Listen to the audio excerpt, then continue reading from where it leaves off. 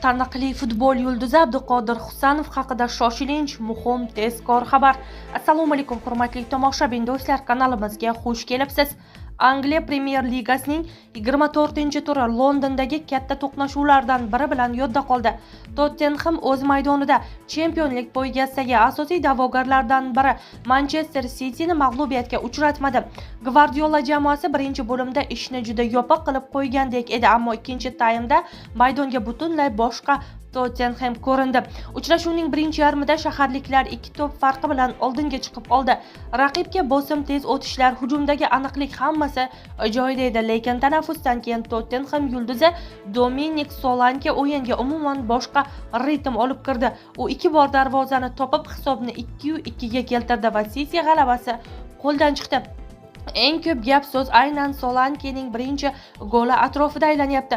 O'sha epizodda u to'pga chiqish jarayonida o'zbekistonlik himoyachi Abduqodir Husanov bilan to'qnash keldi. Ijtimoiy tarmoqlarda ko'pchilik bu yerda Solanke tomonidan turtish bo'lganini yozmoqda. Yana bir qismi esa aksincha Husanov raqibga yetarlicha qattiq qarshilik qila olmaganini aytib, tanqidni kuchaytiryapti. Muhokamalar shu qadar qizib ketdiki, ayrim muxlislar hatto istehzoli iboralargacha o'tib ketdi. Go'yoki hujumchi Husanovni O'zbekistonga qaytarib yubordi qabilidagi gaplar bilan ham uchradi. Bundan tashqari muxlislar City himoyasi, xususan qanotlardan kelgan uzatmalarni tozalash va hujumchilarning tezkor yurishlariga qarshi joylashishda muammo sezilganini ham ta'kidlashmoqda. Ya'ni gap faqat bir epizodda emas, ikkinchi taymdagi umumiy suslashuv ham asabga tekkan. Lekin klubning bosh murabbiyi Pep Gvardiola bu masalada Abduqodir Husanovni yopiq qoldirmadi.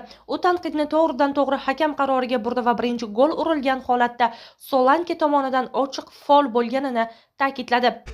Gvardiolaning fikricha, Tottenham hujumchisi himoyachini orqadan turtib yuborgan. Ispaniyalik mutaxassis hatto juda oddiy solishtirish keltirdi. Agar xuddi shu holatda markaziy himoyachi hujumchini shunday turtsa, hakamlar ikkilanmasdan penalti belgilaydi degan ishora qildi.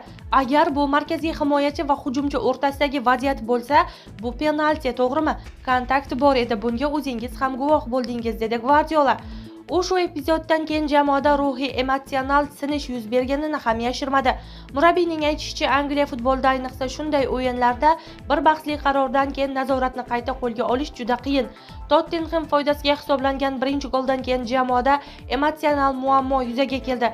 Bunday vaziyatdan so'ng Angliya futbolida nima bo'lishidan qat'iy nazar o'yinni nazorat qilish juda qiyinlashadi, dedi Josep Gvardiola. Tenglikdan keyin turnir jadvalidagi raqamlar ham alohida ahamiyat kasb etdi. Manchester City ochkolarni 47 taga yetkazib, ikkinchi o'rinda qolmoqda. Biroq shu turda peshqadam Arsenal g'alaba qozongani sabab jamoalar o'rtasidagi farq 6 ochkoga chiqdi. Poygada har bir yo'qotilgan ochko endi yanada qimmat. Endi shaharliklarni navbatdagi katta imtihon kutib turibdi. 8-fevral kuni safarda amaldagi chempion Liverpoolga qarshi o'yin. Shunday vaziyatda jamoa uchun eng muhim narsa bitta: tashqi shov-shuvlardan ko'ra ichki tartib va maydondagi xulosalar. Husanov bo'ladimi yoki boshqami, baribir Cityning ikkinchi taymdagi barqarorligi hal qiluvchi omilga aylanyapti. Futbolda esa qoida oddiy: bir epizod butun o'yin taqdirini o'zgartirishi mumkin, ammo mavsum taqdirini faqat to'g'ri xulosa va sabr hal qiladi.